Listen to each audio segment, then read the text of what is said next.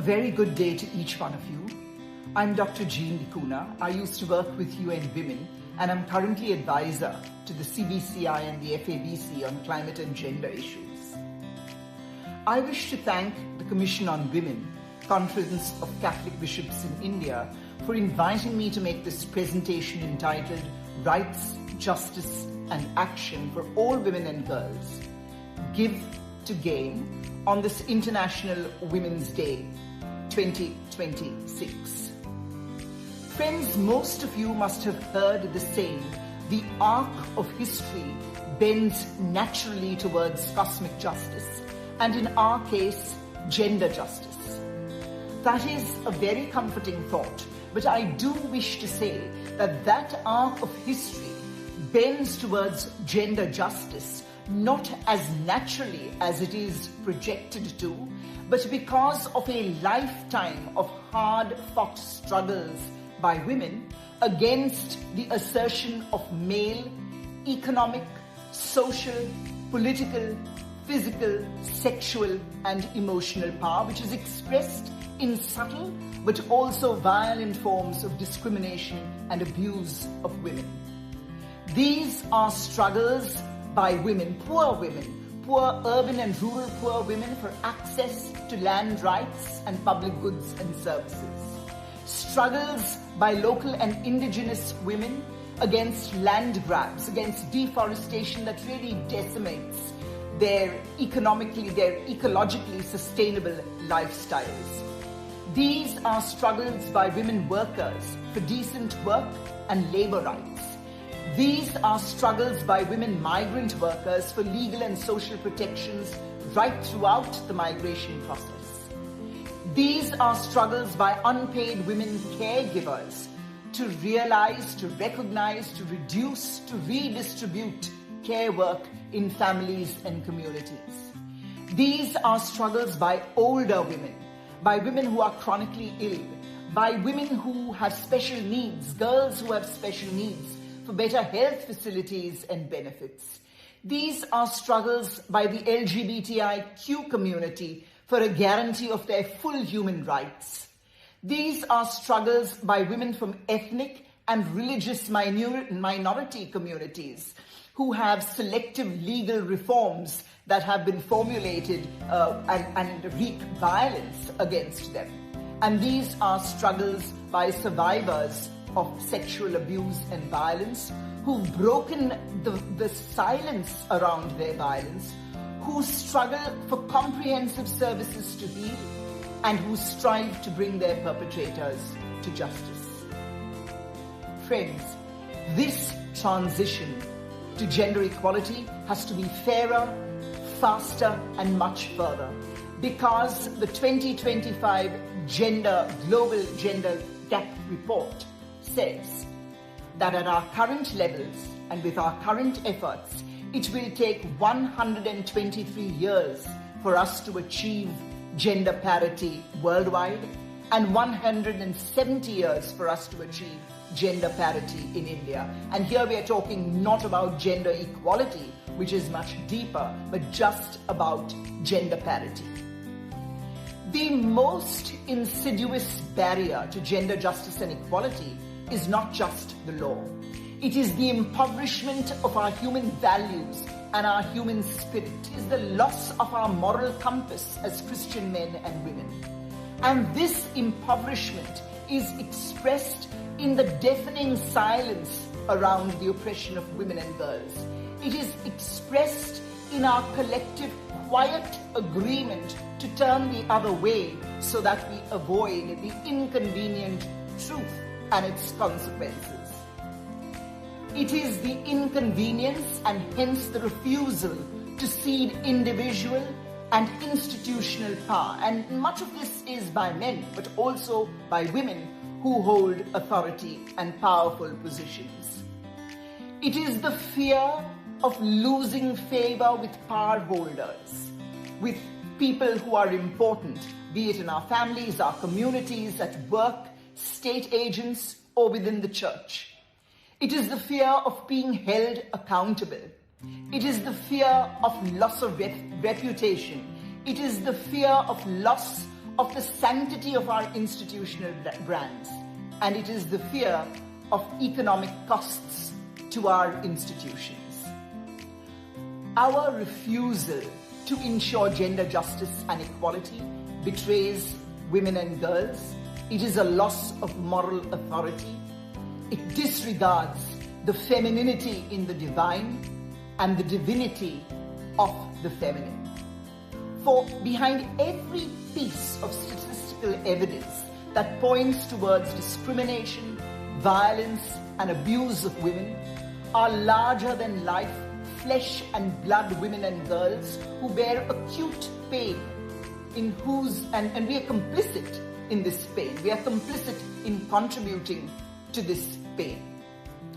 Behind our very low numbers of labor force participation rates, which stand at about 32.6% in India, are countless women who actually are engaged in the worst forms of labor, killing body and soul just for routine survival.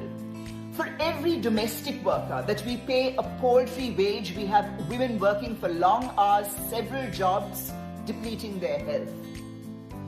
The poor statistical representation of women in our national parliaments at 13.2%, or in our state legislatures at 9%, or the marginalization of women from decision-making and leadership roles within the church, means that we have numerous women whose voices are muzzled and who are unable to determine their pressing priorities. Behind one crime that's committed every 7 seconds against Indian women, either by state agents or at work or in families, communities, in religious institutions or our churches, we have women and girls who suffer sexual and physical injuries, who are isolated, who bear a lifetime of trauma, and who lose their earnings. Moreover, the cold, calculated, bureaucratic shaming of women who bring perpetrators to justice, the shuffling of predators between churches, between parishes, not just reinforces the acute pain of these women and girls and squashes justice, but it reinforces the vicious cycle of discrimination and violence of unsuspecting women and girls afresh. But I believe in the power of the pivot. And this relates to the power of women, or the refusal of women, the empowerment of women and their refusal to be victims of discrimination and violence, abuse of men. And this changes the whole complexion, the whole texture of our society. It does indeed bend the arc of history. Women's empowerment, friends, is a human rights issue. It is a moral imperative. But it is also one of the most potent instruments of leverage in the history of humanity that improves not just women, but also betters the situation and empowers or humanizes men, children, families, communities, societies, entire societies. And we have enough data for this.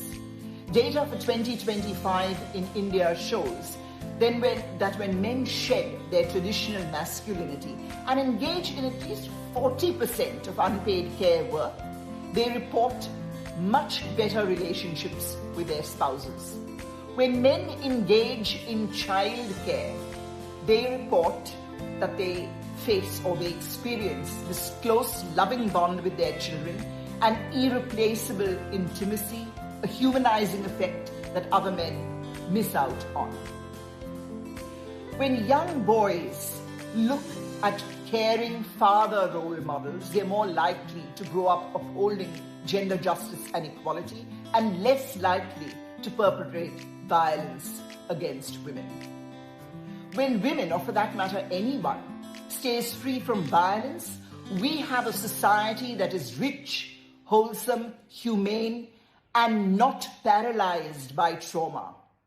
When we give up the comfort of silence surrounding sexual abuse, whether it's in secular spaces or within the church, we gain something that money can never buy. Integrity, which is marked by genuine goodness and spirituality that are faithful and that our youth really treasure. When women are represented in our Panchayati Raj councils, we see an upward trend in spending for sanitation, clean water, health, food, education that benefits not just women and girls, but all children, men, families, communities. And this trend is much higher than when the council is dominated by all men. When Indian women have access to at least 8 or 9 years of education, this halves infant mortality by almost half, as when women are not educated. And so to all you men who are listening to this is not just a plea for charity, a request for charity. It is an invitation to each one of you to own your self-liberation.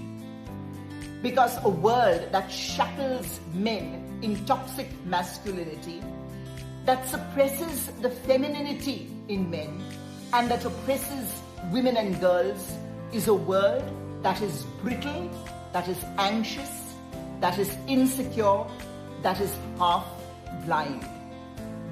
And so here are some opportunities for you to engage in gender justice and equality and ensure that this happens.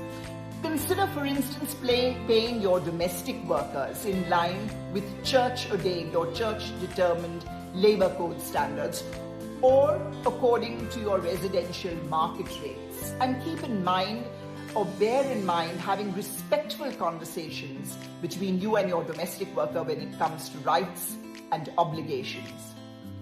2. Audit the silence around sexual abuse, whether it's in secular spaces or within the church, and support women who speak their truth and break the silence around their abuse. Ponder whether each one of us, whether you and I, would have the same courage in those circumstances.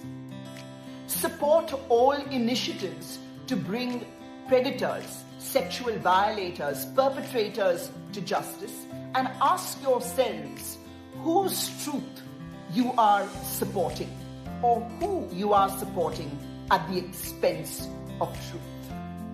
Fourthly, raise and socialize girl and boy children to be equal. Engage boy children in domestic and care work. And lastly, perhaps, support women's economic empowerment. Invest in their small businesses. Promote their products. Buy their products. Friends, the arc of history on gender justice awaits your wait. Let's not just watch it. Let's bend it. Thank you.